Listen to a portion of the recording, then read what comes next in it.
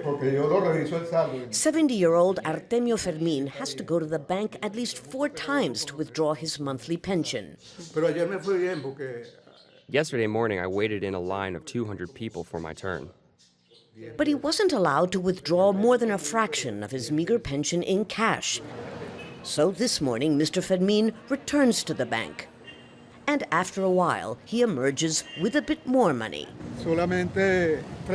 They're only giving pensioners 30,000 bolivares in cash, 20,000 for everyone else, the same as yesterday. It's not enough. With inflation now surpassing 700% and rising, the cash he was able to extract is just enough to pay for some bananas and a carton of eggs. Lines for food, medicine, and basic goods aren't new, but scarcity has now even hit Venezuela's currency. The central bank can't seem to print it fast enough. Whenever and wherever possible, people pay with debit or credit cards to bypass the need for cash altogether. The calculations are enough to make anyone dizzy, but just so that you have an idea, this 100 Bolivar note was the highest denomination up until December. You need 3 of them, or 300 Bolivares today, just to buy a piece of chewing gum. This is a 20,000 Bolivar note, now the largest. But on this day, it was the maximum amount that a person could take out of the bank in cash, just enough to buy this kilo of cheese.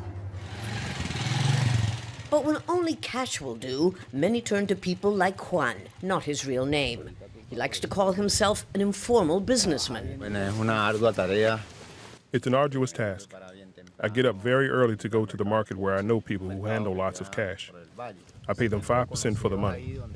I transfer it to their accounts, and then I resell the cash for 15%, making sure the client has transferred the money to my account first. I suggest it looks as though he's robbed a bank, but he replies this is only enough for a chicken and a kilo of rice. The government blames speculators, but economists argue the cause is a monetary distortion within an acute economic crisis that no amount of cash alone can fix.